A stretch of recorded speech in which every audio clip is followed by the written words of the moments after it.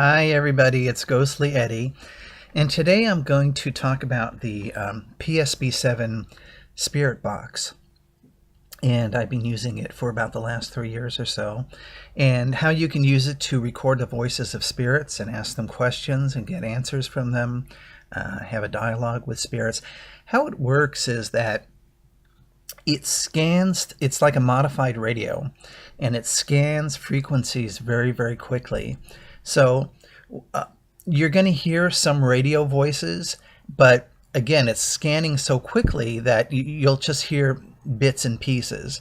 And when you hear spirits talk through it, sometimes they talk in they almost sound like a choir, almost sing-songy.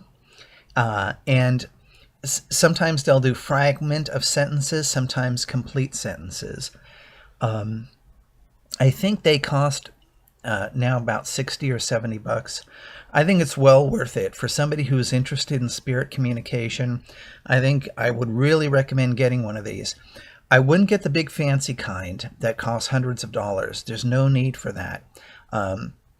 Yeah, you might get more voice clarity and that sort of thing, but you can still work with one of these to understand what the spirits are saying.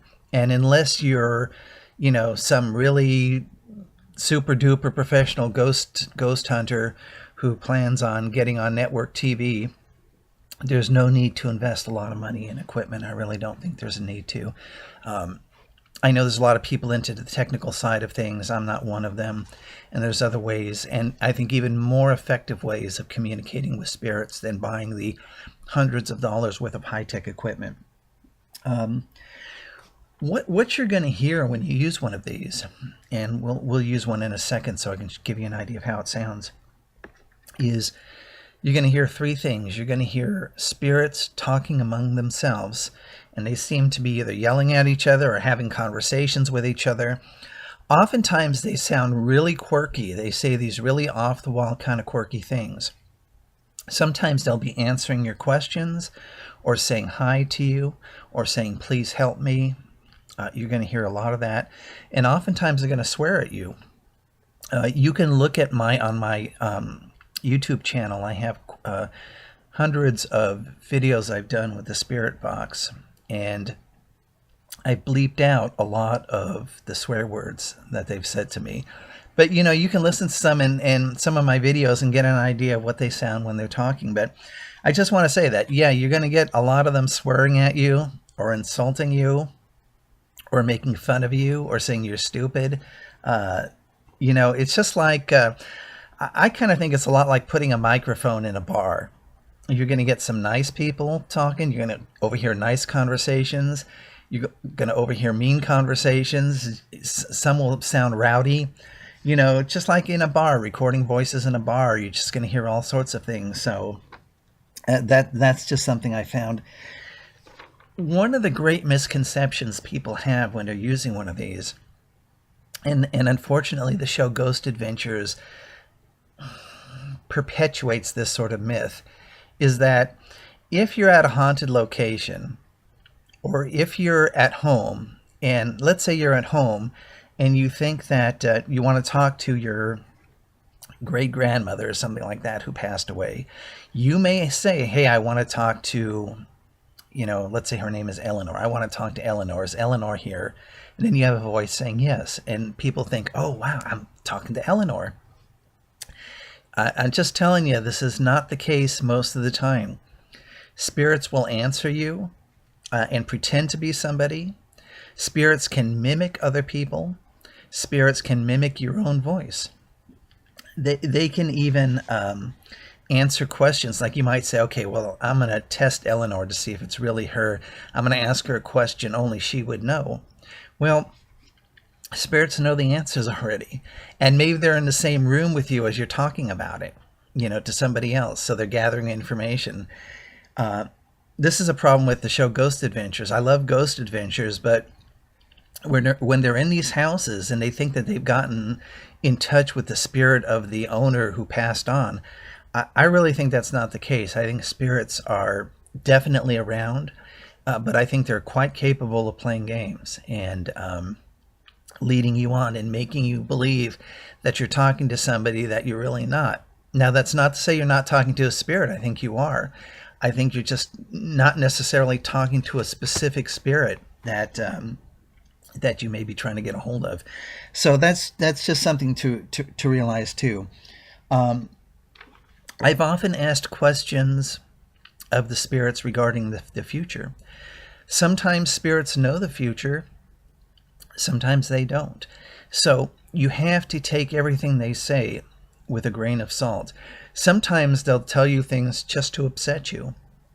Again, it's my theory about having a microphone in a bar or walking into a bar with a microphone. You're just going to get all sorts of types of people, and some are not so nice. And the truth is, a lot of spirits are not so nice. They're not like you see in The Exorcist or The Conjuring or these silly horror movies where they're hiding in closets with bright red eyes. It's not like that. But they will tell you things to mislead you. Another thing I have on my notes here is that they'll try and scare you. They'll say things like, on a lot of my videos, I've had things like, I'm right behind you. I'm right above you. I'm sneaking up behind you. I'm going to kill you. You're going to hear a lot of that stuff as well. I'm just telling you this not to scare you out of getting one of these, but no one that I see talking about these things, these spirit boxes, have really talked about the reality of what you're hearing and what you might get. So yeah, you're going to hear a lot of things nice too, like I love you, or bless you, or thank you, or you're an angel. You're going to hear all of that, but you're also going to hear stuff like I've had them say things like, the devil is right behind you, that sort of thing. And if you're, you kind of have to have a little bit of fortitude, because if you're easily upset, these spirits are going to upset you, and you're going to say, oh my God, what did I get myself into? And plus, it's possible that by using one of these things, you can attract spirit manifestation in your home. So that's just something to talk about. And I'm one of these people. I don't necessarily believe that you light sage and spirits go away. I think if they get where they want to stay, they're going to stay no matter what you do or what you say. I think the only reason they would leave is if you're not paying attention, or not paying attention to them, or you're not frightened of them anymore, so they get bored. So why would they stick around? But I don't believe this stuff about you light incense or sage or wear a cross and all that stuff. I think they'll stay if they want to stay, and that's just the reality of it. If you're going to use one of these things, always record your sessions so you can play it back. Sometimes these spirits talk very, very fast, and you have to really slow it down to listen to the recording. Sometimes when I record, I'll record for 7 minutes and only have 1 minute of good repartee with the spirits. So you have to really sort of slow the recording down and listen to it over and over and over. So let me turn this thing on so you get an idea of what it sounds like. Okay, I'm not sweeping yet, but now I'm going to push the button that sweeps back. You can sweep back or forwards through the frequencies. I like sweeping back. And this is what it sounds like. And it'll do this. It's scanning through the radio stations and through the frequencies. And you'll start hearing some voices.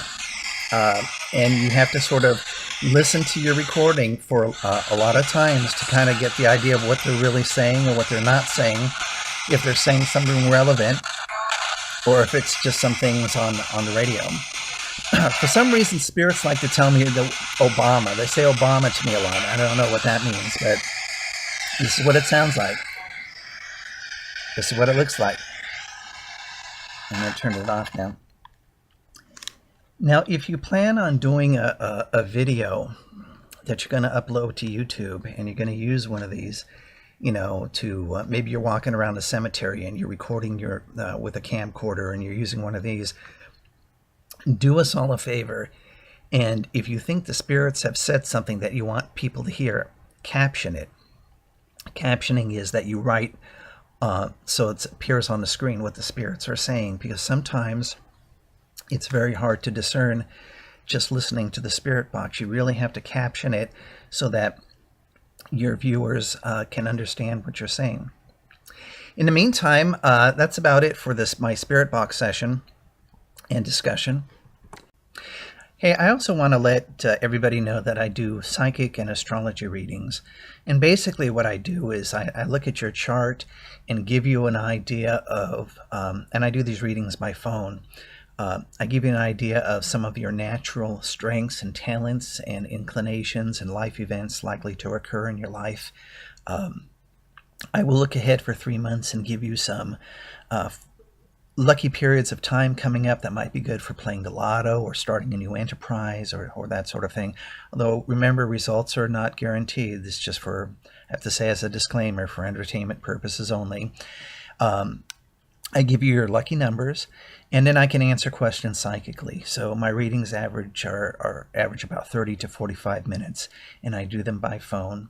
And in the box below, there's a little bit of information about me and how I do the reading and a link to my Facebook page. So I invite all of you to take a look. And if you're interested in having a reading with me, I'll have my email address on the screen. So just send me an email with either your phone number or email address, and then I can write you back or call you back and let you know how it all works. So thank you so much for tuning in. Check out a lot of my other videos. You'll hear the PSB7 Spirit Box, how I use it. I've used it in cemeteries. I've used it at home. I've used it to speak with the spirits that are around dolls as well. So you can have interesting conversations with them if you use it correctly.